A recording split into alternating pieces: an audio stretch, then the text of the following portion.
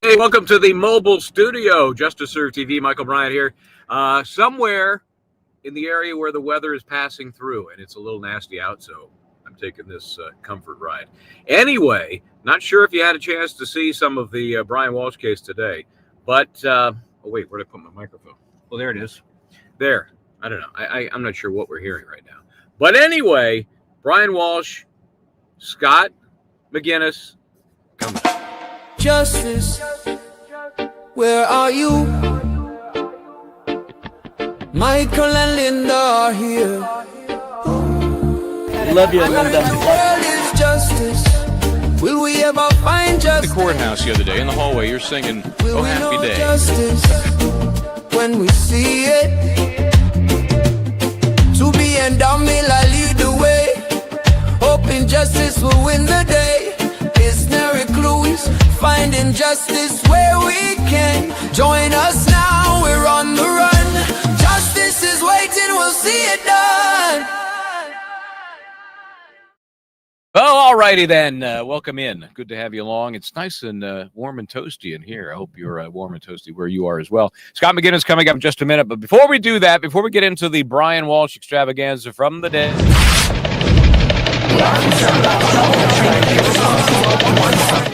Okay, just a quickie here. Whoops, let me fix that. There we go. Yeah, service has been accepted in the now federal case filed by Karen Reed against the usual suspects, the McCabe, Albert, Higgins. Proctor, Buchanan have both accepted service through their respective attorneys. So that's in the federal case. Remember, it was removed to federal court. I'm not so sure it's something that the defendants really wanted.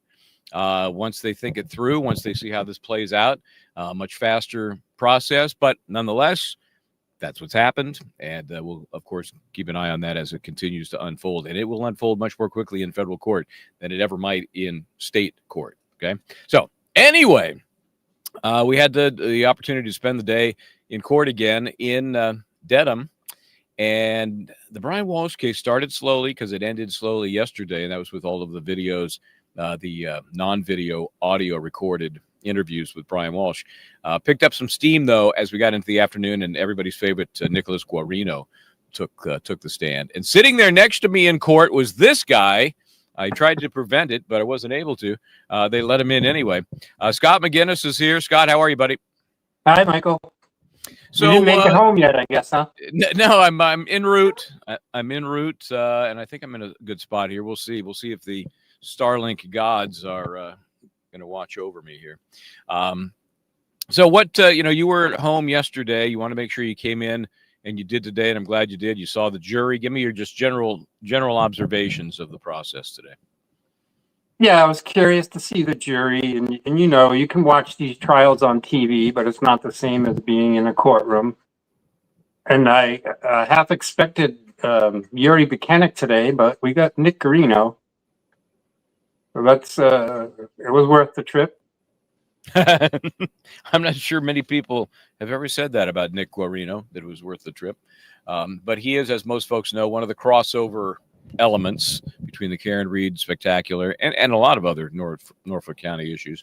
But he's the digital expert dude, allegedly, right? So we got to see and hear a lot of his work on at least one device. We saw that he had picked up a number of devices. There was 2 MacBooks. There was a mini iPhone. There was a regular iPhone. Then there was an iPad mini, right? All of those things that he had gathered. I don't know that we're going to go through all of those. I kind of hope we're not. But what do you think? Well, the big binder, as the ADA was calling it. Yes. Those 800 or 900 pages. Is all the extractions from all the devices in that binder? Hard to say. I know they had a lot of conversations about it, as we could tell from the gallery. There was an initial conversation before the binder was admitted as a joint exhibit. And then there were follow-up sidebars when very specific issues were addressed. Made me wonder how much they got into this ahead of time, because the defense had a chance to look at this. I think it was like all not pre-planned, but it was gone through before. That's what it felt like to me. But And yet there for were the, for still the some prosecution to surprises. just hand this giant binder over to the jury, I could see why the defense is like, well, wait a minute, like what in this binder is actually pertinent to, you know,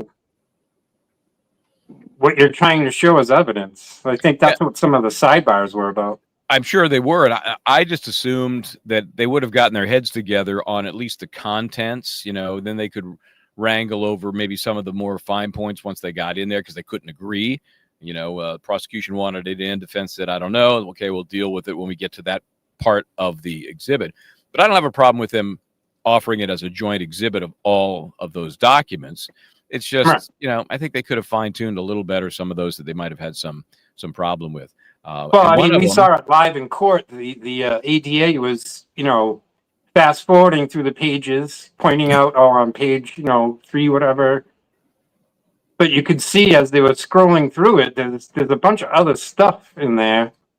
She was just highlighting certain points, and part of my brain way of thinking was, okay, well, you tear out those pages that you just highlighted and hand them to the jury. You don't hand them the whole tome, the whole volume. yeah, But I and don't know. I think you know, obviously they made the objections they needed to make, but I think on balance, most of that stuff would come in. If I'm on the other side, one of the arguments I might throw out there is that, you know, for sake of completeness, you know, I don't want to be accused of cherry picking, right? I just picked all the ones that, so here it is. It's all here, and we're going to focus on what we want. You guys go ahead, defense, and focus on what you want. But the sake of completeness and you not saying that we're cherry picking, here it is. It's all in there. So, And I suppose if I was a juror, I would want the whole thing. Just give it the whole thing to me. Whatever you highlighted, you know, prosecution, defense. We don't want to cherry pick. We want the whole thing ourselves.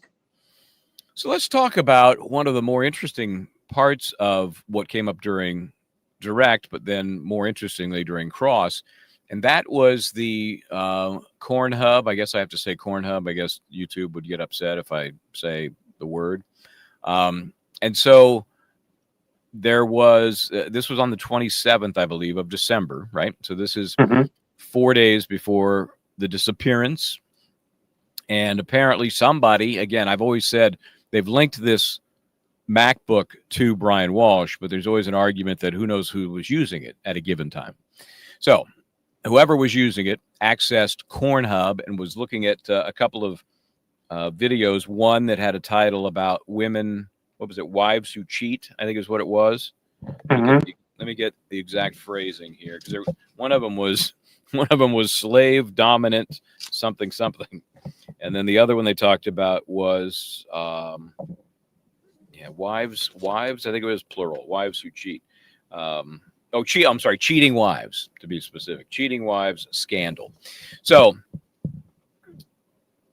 interestingly, the defense decided to really go into that, into some detail, even as far as Tipton saying, so you're telling me this one video, which was the not the cheating, I think it wasn't the cheating wives one, it was the other one, slave dominant.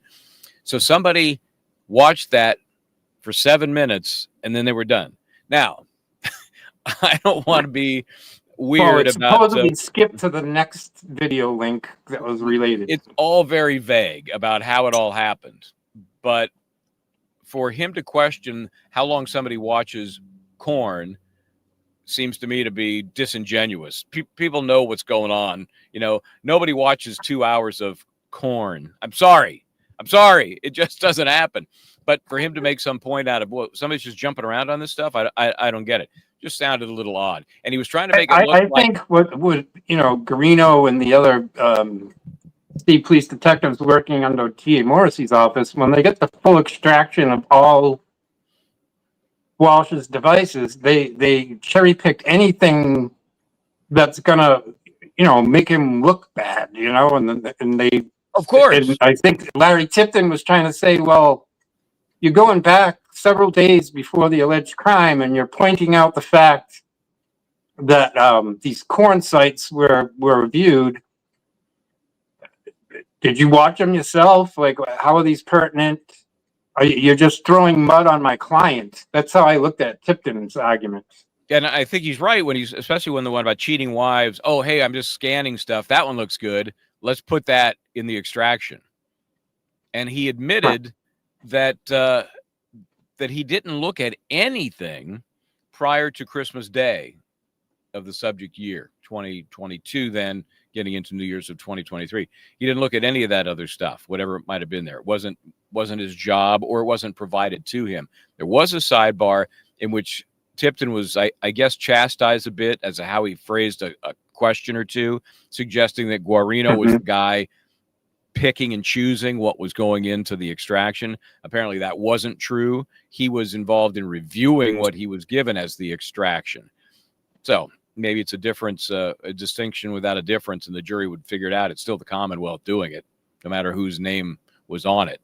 I mean, obviously, so many of these extractions or whatever they've discovered of defendants are very damning.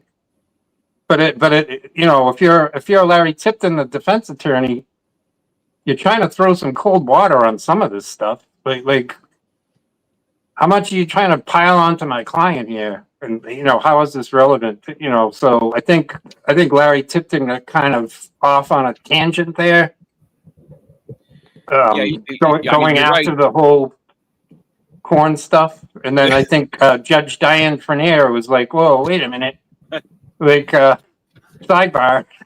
I could swear that there were some smirks on the judge's face during that back and forth, and then when she settled back into her seat and Tipton started to kind of fix what he had said, that she was, you know, thought it was sort of amusing in a weird way. There was a point during one of the sidebars where she had her glasses and she's doing this to Tipton. You know, a lot of that, that in your face, like, you know better than that. You need to fix, you know, that kind of thing was going on. I couldn't hear it. We had a question earlier today about, I love sidebar. I love the judge. When she does do sidebars, she's very upfront. She's leaning on the edge of the bench. She's talking to him. She's cordial to him. But at the same time, I think sometimes when she sees somebody going out of bounds, and then she's like, "Oh, hold on, wait a minute," you know, sidebar. That's too far. She didn't call that sidebar, but she took advantage of it. And got Tipton back on the trail. But let's face it, he has a lot of stuff that looks bad for his client. Oh, it looks terrible. I mean, you and I were sitting there, and you're seeing all these extractions scrolling down the screen.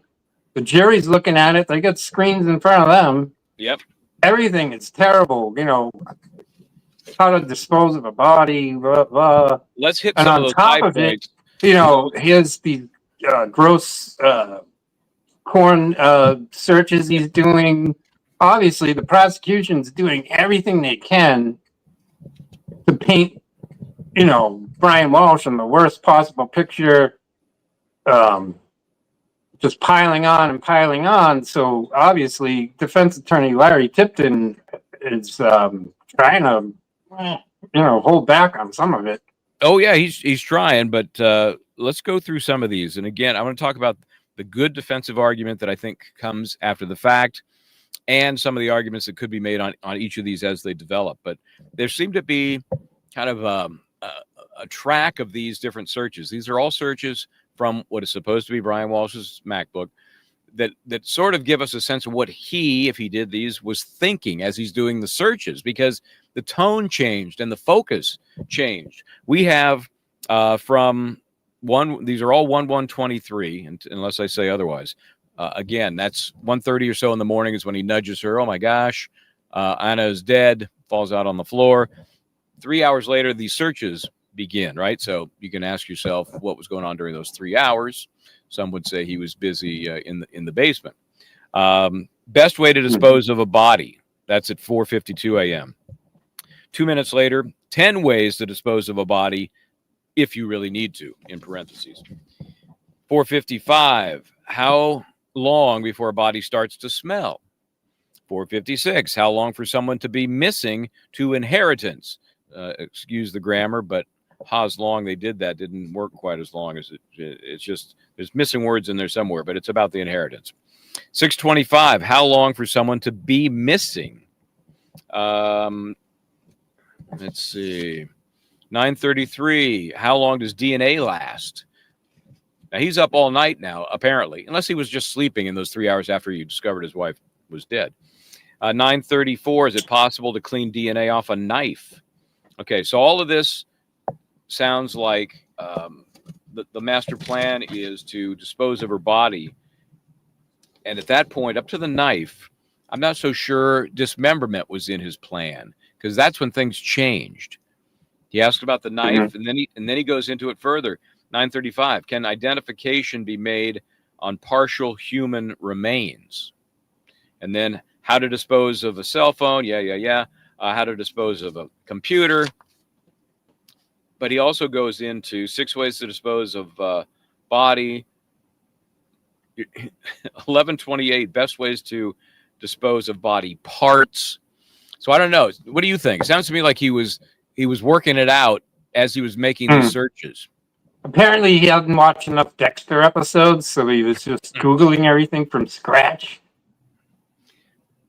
Or just, I thought one of the more interesting things where I'm more interested in is where Larry Tipton was going.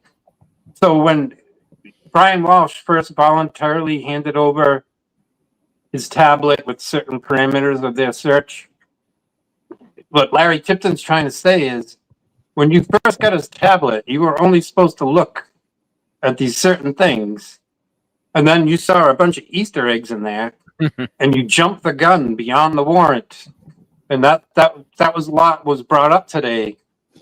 Like when a couple days later, when Trooper Nick Garino saying that we then got the warrants for the other devices, and I didn't search the other devices until those warrants were signed. But it's already been alleged by the defense that when they first got the first device, they exceeded the bounds of the warrant. And I think that's where the issue was. I know the defense tried to get a lot of these searches thrown out because they were claiming that these searches were, garnered outside the agreement when Walshe handed over that first device with the parameters agreed to. I'm looking at it in a sarcastic way. What the state police did is they cheated. They looked beyond what they were supposed to. Then the bells went off, and they're like, "Oh, we got them now. We'll get warrants for the rest of the devices." They like skipped ahead. And Tipton's trying to get there. Like, well, what did you search in that first search that you went beyond the scope of, which then, spurred you getting the warrants for the other devices? What came first, the chicken or the egg? I think that's where the defense is trying to go. I know that, the original consent was actually just Walshe saying, go ahead. It wasn't even the subject of a traditional search warrant. They then got search warrants. So the arguments pre-trial were that consent was exceeded. And obviously it failed. Will it be an appellate issue if there is a conviction? Of course it will be. Of course. And so they're continuing to, the defense has to continue to paper that argument so that they can't be accused of waiving it during the course of trial. So we're going to see more of that. There's no doubt about it. I just wonder, when it comes to Guarino, and I've seen people ask about this, hey, can't they challenge him about some of the things that didn't happen in the Karen Reed case? And generally, no. But I think if Tipton were able to paint him into a corner having to do with, the importance of completeness, and when you looked at this, did you also look at this? How about emails? I know you're a professional. You'd want to look at all the emails and review them to see if any of them might apply. Well, then maybe somehow you're opening the door to the 32,000 emails he missed, not in the Karen Reed case, but in the Sandra Birchmore case. I just think Tipton was going there. He was like, well, who else was involved in this tech searches? And Nick Reno was mentioning other state police detectives, I think in a unit outside of DA Morrissey's office, tech special state police detectives involved in tech. There's other names that are involved here. You know, today the focus was strictly on, you know, Nick Reno's work. But, you know, the reason I'm sitting there is I can't stand Nick Reno. I think he's dirty. I think all he did in the Karen Reed case was dirty. All he did in the Sandra Birchmore case was dirty. So yeah, I'm the wrong person to ask that question. I'm not the jury. I know way more than them. So Yeah, I'm looking sure. at Garino on the stand and saying, "Oh my God, this guy." You know what I mean? So I'm very biased in my views against him. And he's, you know, when he walks into the well of the court and then gets on the stand, he clearly has, you know, a limp from the auto accident from October 2024. Drunk driver runs into the squad car, blah, blah, blah. Mhm. And he's basically still on disability. And these things predated that. That's why he's testifying. But if you truly know nothing about him, I think he presents fairly well, right? Yeah, exactly. So let's talk now about what the defense can say to help their cause. Remember, we're only talking about a murder charge, right? You got to have intent. You have to have malice, right? You have to prove that there was intent to kill. Not, it didn't happen happenstance. It wasn't second-degree murder. It wasn't heat of passion. It's not manslaughter. It's intent to kill. So how do you prove intent? When all of these emails, all of these searches, we haven't gotten to texts and emails yet. Maybe that'll matter. But at this point, in front of this jury, you have all of these searches that post-date the death. If you believe everything Brian Walshe said, if she died at or about 1:30, right? All of this stuff came after the fact. None of it supports intent to kill. No, well, some of it does predate that. You know, the corn searches and some of that, right? Didn't that predate? Yeah, I mean, I guess if I have a feeling, though. What I'm saying is the prosecution is trying to paint a picture from before the alleged time of death to try to paint murder one intent upon Brian Walshe. The corn stuff doesn't bother me because I think if you want to say that any husband who looks for corn is about to kill his wife, we're gonna have a lot of murders coast to coast. And weren't some of his queries about what's the best state to get a divorce in if you're a man? That's my next point. That stuff which does predate doesn't necessarily go to intent, but if you want to try and massage it, like, hey, he wants to get a divorce, maybe he's skipping that divorce and moving right to murder. You can make that argument.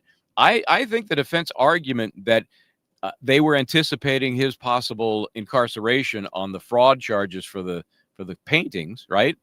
And if he's out of the picture, how do we protect the family assets? Is it better to have just a paper divorce and put everything in your name, because that way it's not going to be something that they could get their hands on related? They had to pay $400,000. I don't know if it was ever paid. There was a $400,000 restitution connected to that art fraud. So if you get a divorce, you separate those funds through divorce, because if you're hiding the funds, those are going to have to be disengorged and given toward the restitution. But if you have what looks like a legitimate divorce, you could hide those assets and protect the family assets. I think it's a decent argument. I think somebody on the jury could say, yeah, I've been through a divorce and it was a mess and I wish we had better planned for it. It's a thought. I mean, I think that's the only hope that defense has. We got 16 jurors in the box right now. Once they're down to the 12 and they go into deliberations, they're just, the defense is hoping that, you know, at least one person on that jury is like, no, I still have reasonable doubt here. I mean, everything looks bad, but they haven't proved it to me beyond a reasonable doubt that he had murder one intentions, and there's no body, and I don't care how bad these texts look, these searches look. That's all the defense really is relying upon now as their prayer, I think.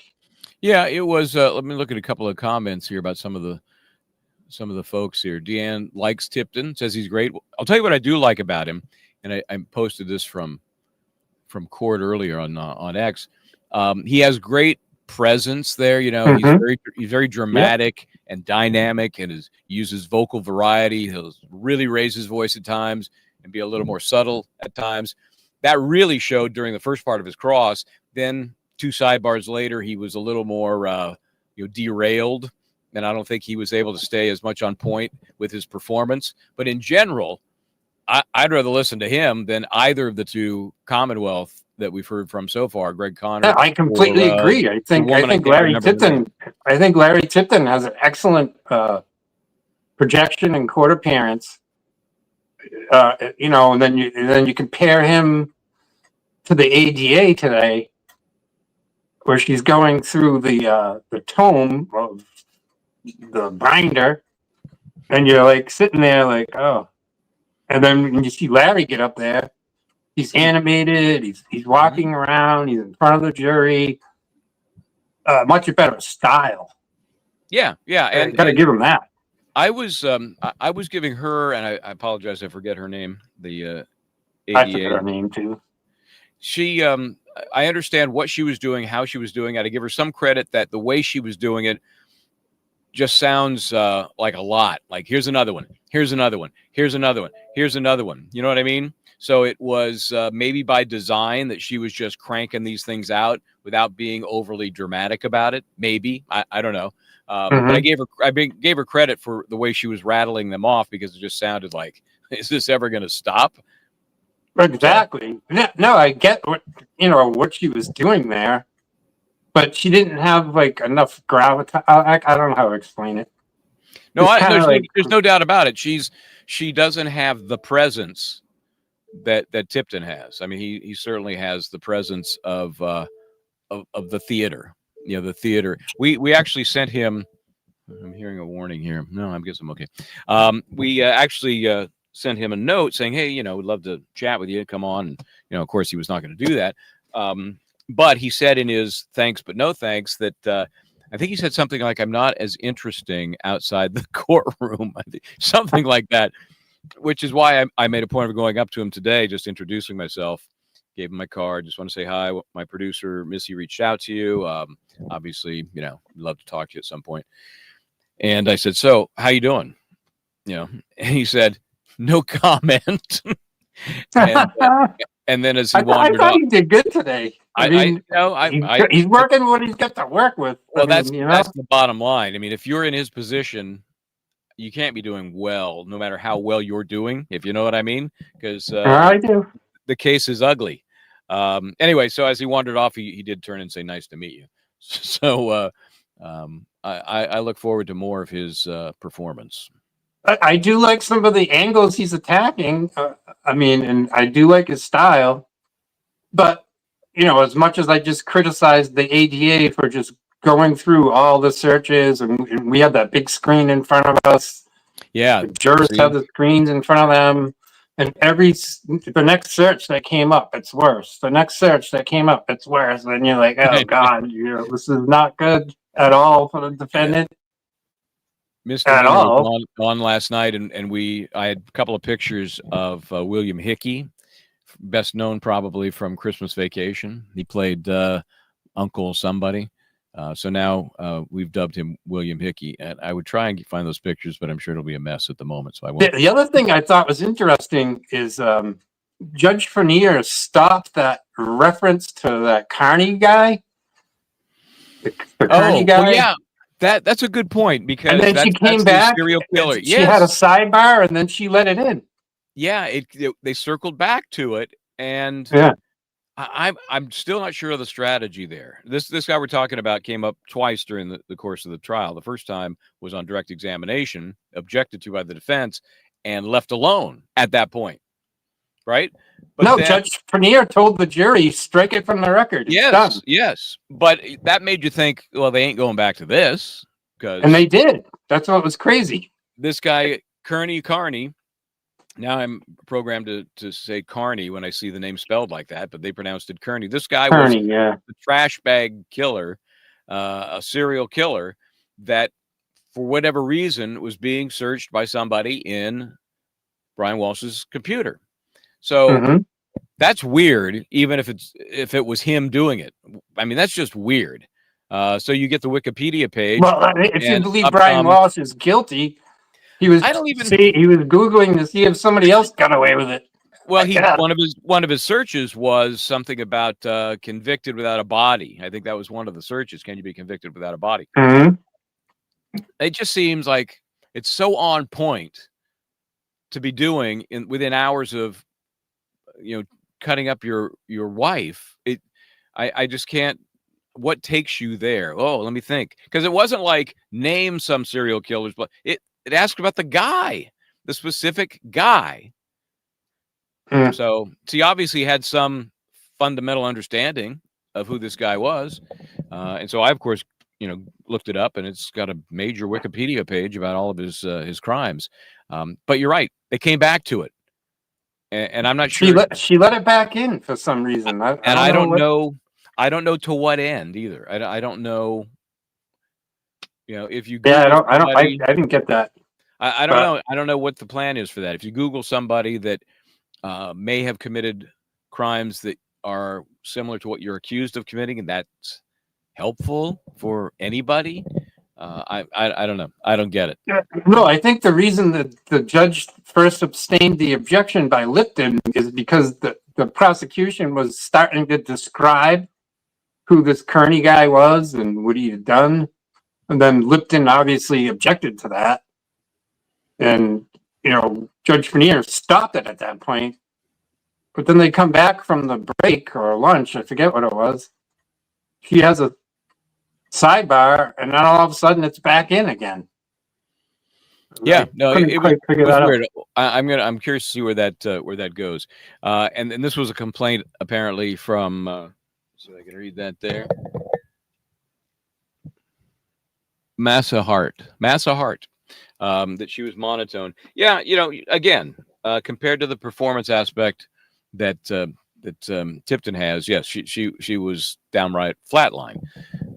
Again, I can't remember her name. I should know. And on my little cheat card, I'm sure I have it. I got my little cheat card that I keep with me at all times, which I don't have. I mean, how do you like Judge Diane Vernier? I like her a lot. I know I like her a lot. I don't see the next. I've liked her from before this case, and her resume is just impeccable. Are you familiar with her resume? Not really. No. What's the deal? What's her backstory?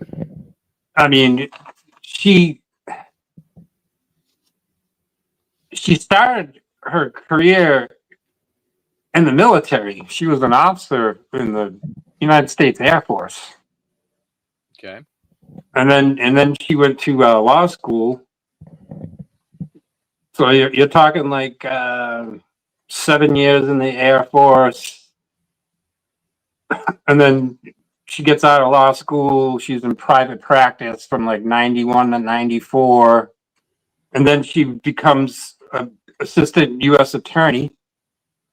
She was in the U.S. Attorney's Office 94 to 2014.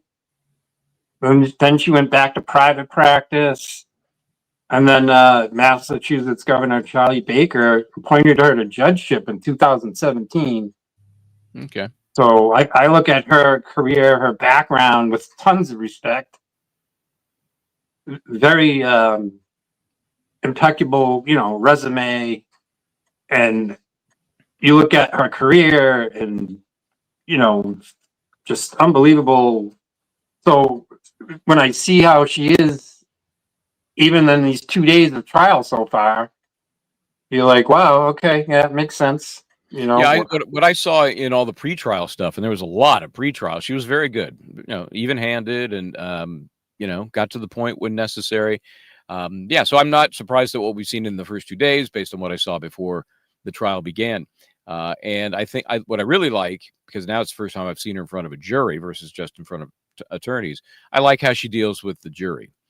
She's very respectful. I mean, little things like standing up and moving to the very far right side of her bench, which is nearest the door where the jurors come in. And even though she's kind of perched above them, because the nature of the bench, it's elevated, she's still like right there, like she's greeting them to, some sort of a brunch or something. They all come in and she acknowledges them and then does her thing. And every time they come or go, she does that. She doesn't just hang out in her chair like a lot of judges do. So I like that. I like that. Simple things like that to make. Well, I'm so critical of Massachusetts judges in general. I like to say that I like this one. Yeah, well, if I compare her resume to like Beverly Cannoni, friend of Michael Morrissey, 24 years as a public defender, and all of a sudden they make her a judge. If I can't compare Beverly Cannoni's resume to Diane Fournier, it's two different worlds. Yeah, well, even others that we've seen in Massachusetts, not in Norfolk County, but in other counties, Essex, Plymouth, they seem, it's unfortunate that we're surprised. Oh, this judge seems like a good judge. What the hell's going on here? Yeah, well, I got my list of baddies. Thomas Dressler, Kathleen McCarthy Naiman. Hey, yeah. You know what I mean? Yeah, it's. I hope you have enough room on your list. But this judge seems great. Hopefully it continues and they get through this trial, which they're now estimating 3 weeks, which includes this week, I hear, which makes some sense because they whacked away those, the 2 charges pled to had to impact the evidence to some degree.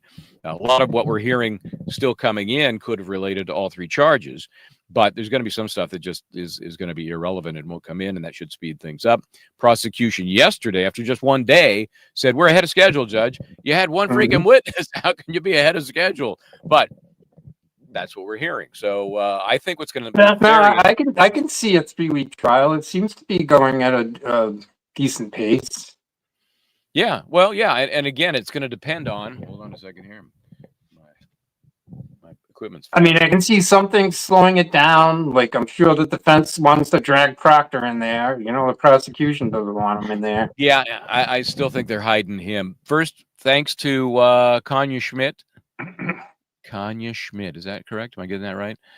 5 Justice Sir TV memberships. Thank you so much. If you're subscribing, you can happen to get one of those just randomly. Speaking of subscriptions, apparently YouTube is going through and doing their usual pulling people out, unsubscribing people. So if you think you're subscribed, check into it. You might not be, which means, among other things, you're not going to get noticed when we do stuff, and you might, get a free membership if you're on the list. So there's also people being blocked from channels for no reason too. It's unbelievable what the YouTube overlords are up to. I'll tell you that. It's driving me crazy. But just by way of warning, check it out. If you think you're subscribed, you might not be. And the other thing we talked about today, Michael, is yesterday when Yuri Buchanan and that gaggle, the other trooper there, David, I forget his name now. The Chico was there. Yeah, the Chico. They're no longer in the DA Michael Morrissey's state police detective group. The Chico got his detective title taken away.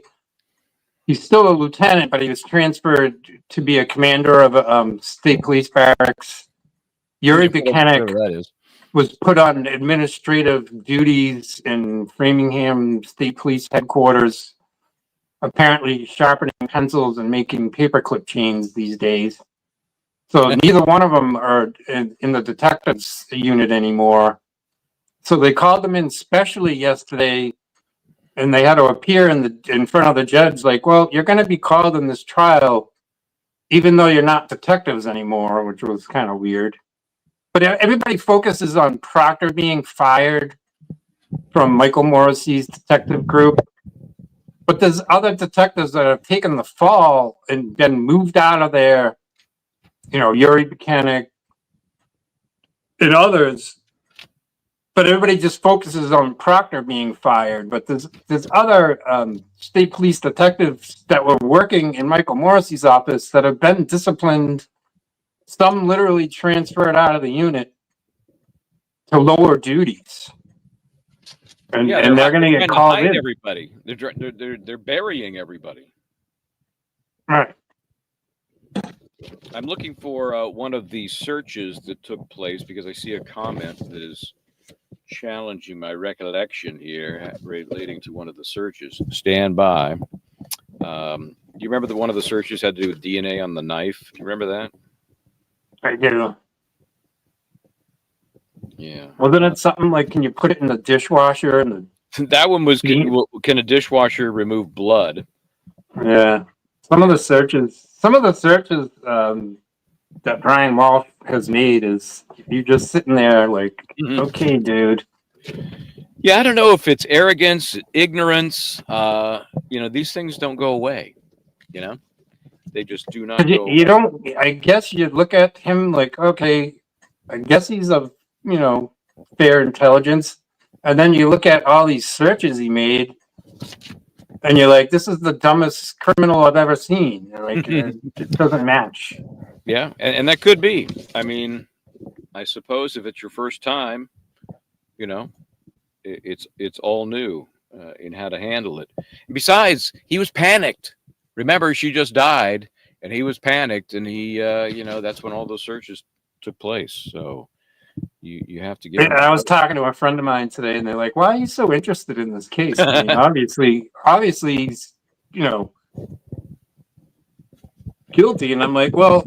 The reason I'm interested in the case is Michael Morrissey's office and the state police detective group. One of the reasons I wanted to see Greeno on the stand today, because I'm looking at it from what he's done in the past, what he did in the Karen Reed trial, what he did in the investigation of Sandra Birchmore, and how he missed 30,000 texts between Matthew Farwell and Sandra Birchmore. Yeah, 32,000, but who's counting? Yeah. So he comes off as squeaky clean. Remember, the jury doesn't know all that. In theory, the jury doesn't know all that, right? And so it's unlikely they ever will. Okay, let me address Melissa. I am behind, but Michael, the knife was a redirect. He didn't search that. Well, at 9:54, he searched. Is it possible to clean DNA off a knife? That was his search. So one of the many wacky searches that he did that night, or that overnight. It was really you and I are sitting in the court, and I'm looking at Greeno on the stand, and he's going through all these searches, turning his head to the jury, explaining how professional he is and how Sidebahhh is the best. Yeah, well, I was curious. I'm sitting here like, this is the same guy that was saying in the Karen Reed trial that the reason John O'Keefe's phone said it went up and down the stairs 3 times is because of hills in Canton where there's no hills at all. No, I mean, I've been on that. You know what I mean? Like, so I'm looking at Greeno like, really? Too bad the jury doesn't know who this guy really is. That's how I look at it. Yeah, and again, you got to just erase all of that stuff. If you're on the jury, you just don't know that stuff. You look at this guy, seems clean cut, seems to have an injury of some sort. They didn't get into that. I thought they might. They just asked if he was still on disability, right? But they could have garnered some sympathy if they really wanted to get into that. To maybe one more question about prosecution or the defense. Prosecution, yeah, prosecution could have gotten make the jury feel better about this guy. Look at he's wounded in battle. He's here. I don't think the jury got to see him limp in and out of the witness stand, though. Interestingly, and I was trying to remember when he retook the stand, he was already planted when he came back. But the first time, I'm sure they saw him walk in. The first time, because I don't remember. They had the jury impaneled. I mean, in their box, and then prosecution called the next witness because remember it was after Schmidt was done. So I believe they were in the box as he wandered in the first time. Yeah, maybe. So they would see that. And then there was the question about disability. So Deanne says I would have fast forwarded. She read off the numbers and pages so slow. Well, speak for yourself. I was scrambling to write all that stuff down, and I was trying to capture some of it by looking at the screen, which luckily was right in front of where we're sitting. Good location for that. And then listening to catch what I didn't see, and it was a lot of it was flying by, especially if the search was a long search, and there were some long titles for those searches. But at a certain point, I think the jury is just kind of getting it. You know, they don't necessarily need to dissect every single search, but they get a sense of it by just, you know, hearing it talked about as it was. Yeah. And that binder is going to be in the jury room, so they can go flipping through that as much as they want to figure out, you know, whether or not these things made sense to them in the big context of anything.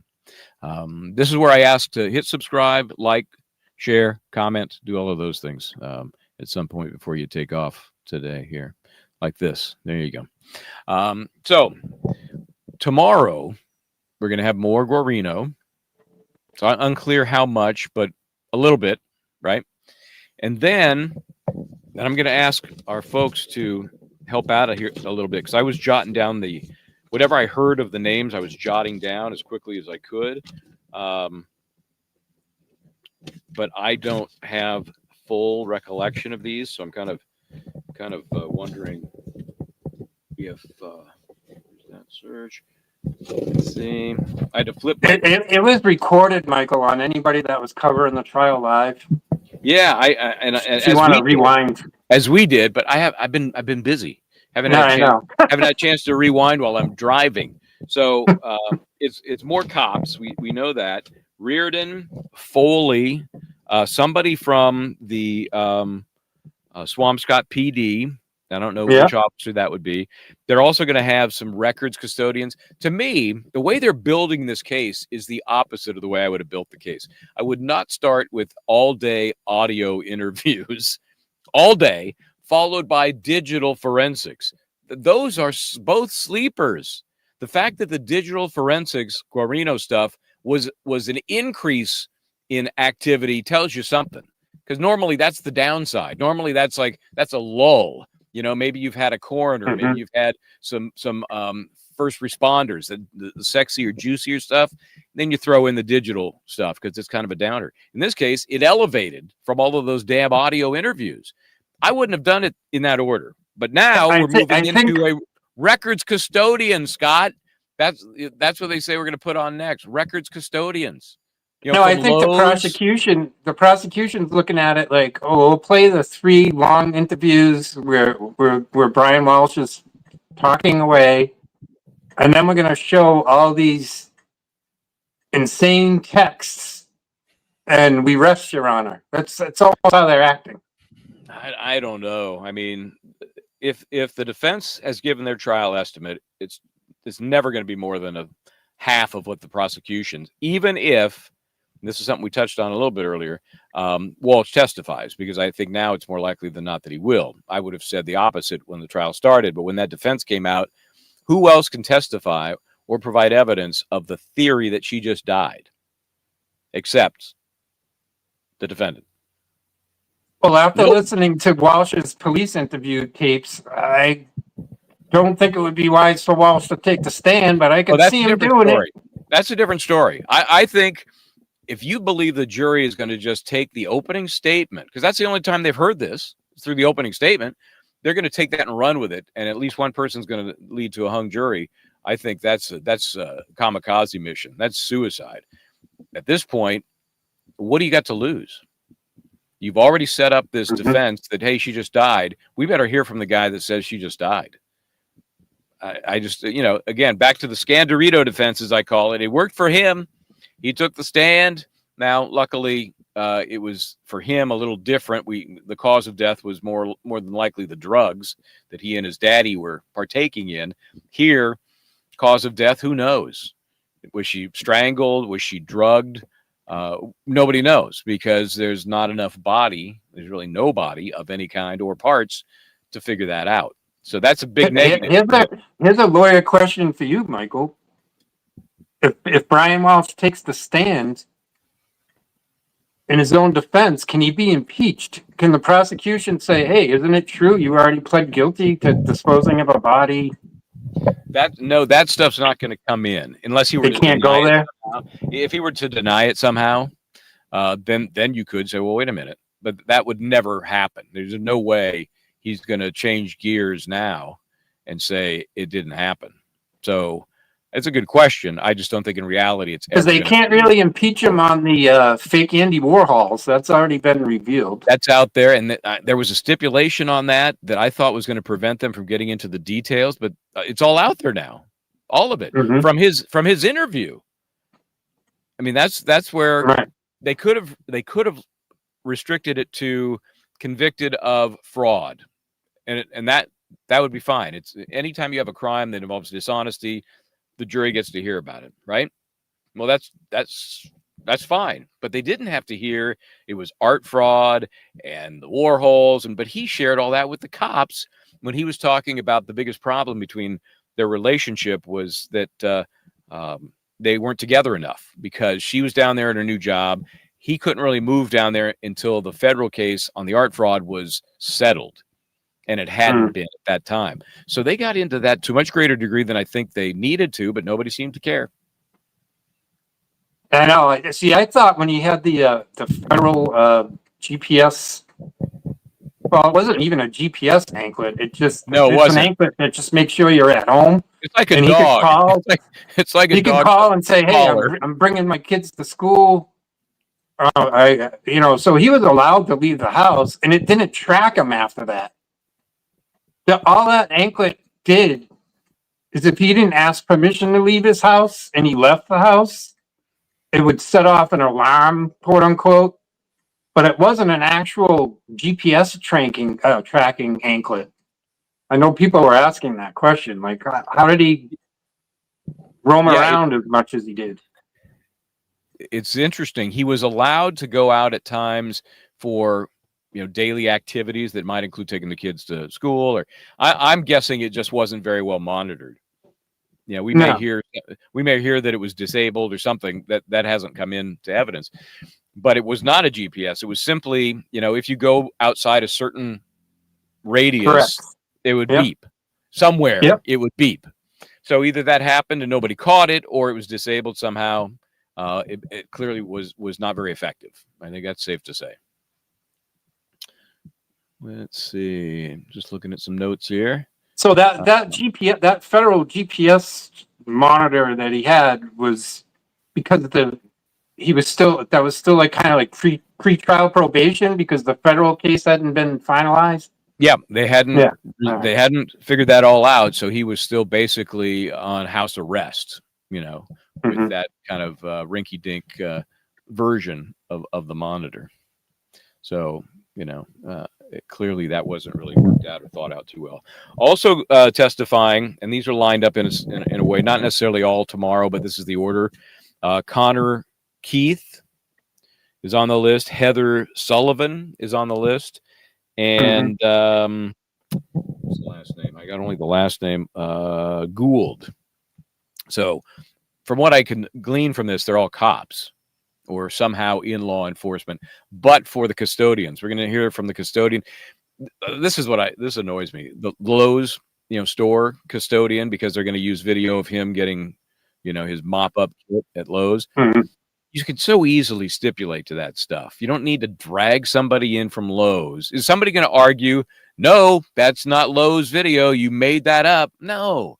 So just say that's kind of crazy, right? Save the jury. If you have the video of him shopping in aisle 3 and then checking out from Lowe's, do we need to have a Lowe's employee come in and say, yeah, that's...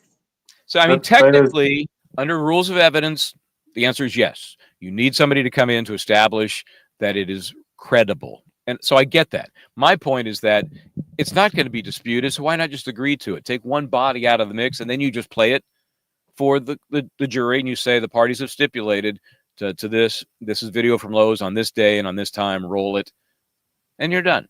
But custodians of record, including Lowe's, they'll be coming in as soon as Guarino is done. And to my point about the way this case is being laid out, that will be the most exciting part of the trial so far. Video You know, something that has pictures. You know, so that'll be showing maybe Brian tomorrow. Walsh walking out of the store with all the equipment that he bought. Yeah, his cleanup kit. Yes. So again, that along with all these searches we've talked about still relates to the cleanup, not the killing. So, Right. so that's, you know, if I'm the prosecution, I guess I can, it's sort of a sideways jury nullification. You know, basically, I'm giving you, jury, nothing that shows directly that he intended to kill her, but you can figure that out yourself based on all this after the fact stuff. Just fill in the blanks. And that happens. It happens all the time. You don't like the guy, number one. You see all these searches, you get it, you see what this guy was up to. I'm just going to stick it to him. Who's in favor? Raise your hand. It happens all the time. Happens all the time. That's probably what's going to happen. And what I don't like about it is who did the investigation. Who's what? Who's what? What I don't like about it is who did the investigation. Michael Morrissey's office and his no good troopers like Garino. So that's where my interest in this whole thing comes from. What do you think about Proctor, who's made 2 audio appearances just by identifying himself? He was at the last 2 of the 3 interviews with the defendant that took place on I think it was the 7th and 8th of January. What's your take on him and his involvement and whether we'll see him? Well, obviously the prosecution doesn't want to ever see Proctor again. It's going to be up to the defense and the judge to drag him in. And if they do get him on the stand, is Larry Tipton able to go there? Like, aren't you fired, Michael Proctor? Aren't you no good? We can't trust the word you say. Like, could that even be, delved into? Well, yeah. Oh, yeah. For impeachment, yeah. You can certainly attack his history. That's why they're so concerned about those 19 cases that are now pending, for which he's got his grubby paws in, right? This is one of them, but from what I understand, to a much lesser degree than some of the others. But still, his misdeeds are relevant to his. Even if I was Larry Tipton, and even when we call in Yuri Buchanan, if I was the lawyer, I'd be like, "Isn't it true, Trooper Buchanan, that you used to be a detective?" And you got kicked out of the detective's office, and you're now working in central headquarters. Yeah, and I would object to Lieutenant that. Pacheco, isn't it true you were also kicked out of the detectives unit to just throw cold water on them? You know what I mean? But I don't know. It'll certainly be objected to, but it may or may not come in depending on how it's handled and how the judge sees it. Is it more prejudicial than probative? If you're trying to discredit them and they've gone down a road that they've had their hands slapped before in terms of investigation, I think it's fair game then. Let's see, Jeannie, so nice to be here with you all. Also great that this time is addressing the meaningful issues of today. Some of them felt less than meaningful. Really appreciate it. Walsh is indefensible. Bless Tipton for trying. And I appreciate that sentiment too, because this guy I think he's zealously representing his client. I wonder when that whole defense came into fruition, because the defense, I shouldn't say obviously, because I don't know, but the plea deal, which was really just pleading guilty to the lesser of the 2 charges, happened the day they began to pick the jury, right? How much earlier in the process did Tipton know that was coming? Was he part of that counseling? I don't know, but it did immediately make the defense shift gears, right? Because now, instead of going from, I don't know a thing, my wife's missing, here's a Google search, what are you doing, your wife's missing, to, well, she wasn't missing, but she was dead before I did anything wrong. I'd love to know how that all evolved. The only thing I can think of in Tipton's logic is if we plead guilty to the lessers, all that remains is the murder 1 charge. We're not going into this trial with stacked charges, what DAs love to do. They stack charges. So if we can't get a guilty on the top charge, we saw it in the Karen Reed trial, especially Karen Reed 1, the way the DAs craftily stack these charges, and it leaves the jury with so many choices and confusion.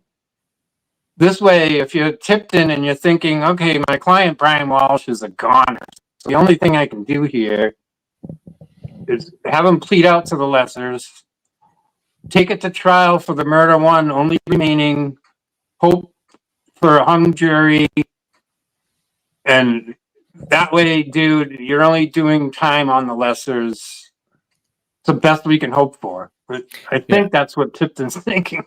It could be. The other argument would be give them something less than murder to hang on him, as in Karen Reed 2. I'm sure the jury at that point said, look, I don't know what happened, but DUI, I can live with that. And they convict her of DUI. Right.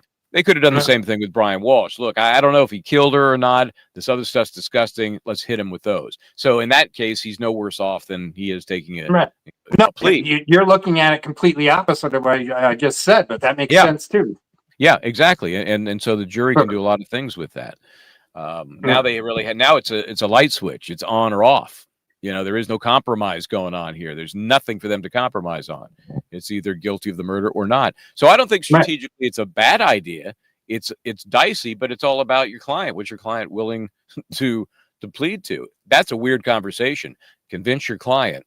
You can't really convince him. It's his decision.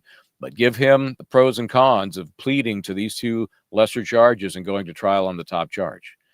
That's you're earning your money. Tipton's earning his money on that deal. Let's see. I gotta know it. Wasn't Guarino hit by a car side of the road on duty? Who hit him? Yeah, it was a drunk driver.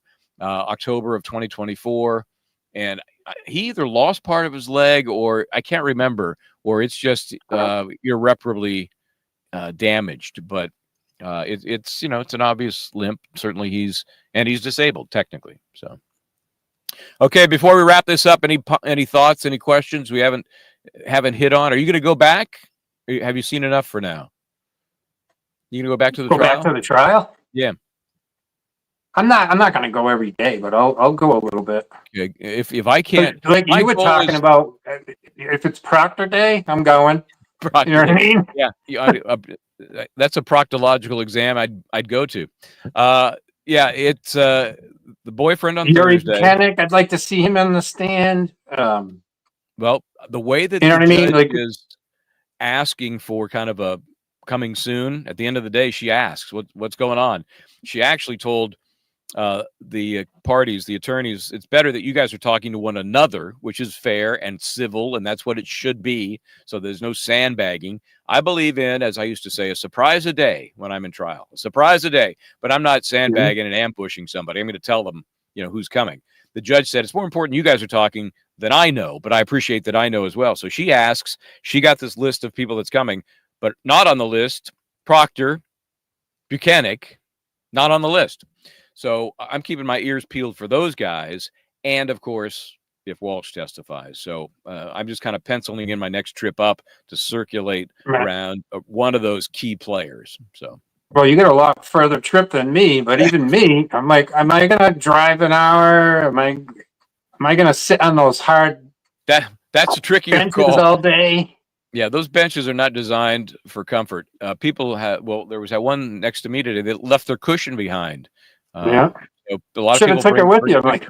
No, I didn't want to be involved in some sort of petty theft from the courthouse. No, I mean, you love being there. You love to see it in person. You get a totally different feel for it. You get to see the jury. But, do I want to sit through tomorrow if it's every single day? There's nobody on that list that I'm dying to see, I'll be honest with you. And we'll be streaming it.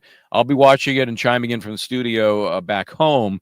So I'm not really doing a good job of promoting what's going to happen tomorrow, but I don't see these as marquee witnesses.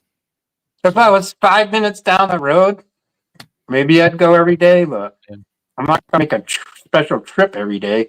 It's not like in the Karen Reed trials where we're out there protesting, you know what I mean? Yeah, for those who may wonder, there is zero presence outside. For those that may have There's seen nobody inside. Yeah. So media. For those who may have seen my in-depth interview of Diane, the mother of Brian Walshe, the whole street was totally empty. So that's just the way it is. This is she's kind of like alone there, huh? She's alone now. Hangs there all day by herself. Yesterday there were two people sitting beside her, but not right next, like a person and a half away from her, but on the same bench, which led me to believe they're Brian Walshe supporters. Today, just her on her own. So and I came back from lunch a little early, and his mother's sitting outside the courtroom on that bench. It doesn't even look like she went anywhere for lunch, and then she just walked back in and just sits there by herself. She's obviously she in a doesn't very talk to strange anybody. position. No, she's not a talker, unlike her son. So what we'll do is, if you happen to get in there on a day that I can't make it up there, I'll just turn you into our field reporter, Justice Serve TV field reporter, and we'll have you come back on and tell us what you've learned. All right, Scott. And then speaking of coming back after lunch, so Brian Walsh's mother goes into the courtroom, and then Trooper Nick Garino's sitting on the bench, and I'm out there on my phone, and I'm like, oh, this is weird, I'm hanging out here with Nick Garino until court starts again at 2 p.m. It is weird. The hallways were, as I said, hallways where a lot of things happen. I was there the first day. I see Buchanan right there, and I'm like, that's just weird. First of all, I didn't know why he'd be there the first day, and also after all we know and have seen and heard, it's just to see him. So, hey, yes, I agree. SW10952. Scott is the GOAT. Scott, you're the GOAT. I guess I don't know. You have any comments on that? GOAT of what? Just take it, say thank you, and move along. I was just one of those persons so upset with like Karen Reed being framed and what I see in corruption in government that I can't just sit at home and watch it. That's why I was there. Well, that's what I used to say. And it kind of bled over into this case. Of course. Because of my disdain for Michael Morrissey and his screw-up troopers. But that doesn't mean that I don't think Brian Walshe is guilty. I think he is. That's why this case is so different. And as I said from the beginning, the Karen Reed case was the symptom. There's a bigger disease. This is part of the disease, but it was in the investigation and the way that played out, not in saying that they're trying to railroad Brian Walshe at all. I don't think anybody feels that. It's the corruption in the investigation that seems to be a through line that pisses people off, especially people like you that are in the area. Mm-hmm. Exactly. So, well, Scott, thanks for what you do. As is said here by Rosemary, you've opened a lot of eyes. We appreciate it. Always appreciate you coming on to help us tell this story. So until next time, buddy, take care, man. All right, then. So that's going to do it from wherever I may be. Oh, wait a second here. Did you all see Brian Enton? I saw him yesterday. I didn't see him today. I did see him yesterday. And I've not watched any of the stuff he may or may not have done. But, yeah, I did notice he was sitting in front of me yesterday. I scared him off, I guess. So was I rude to him? I can't remember now.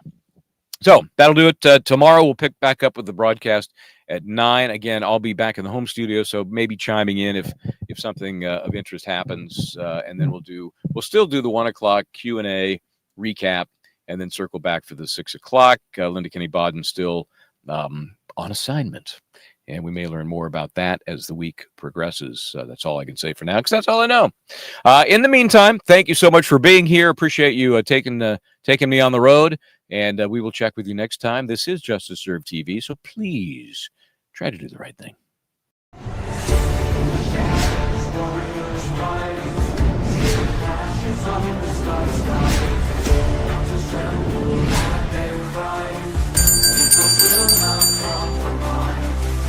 Riding flames, they charge with mine.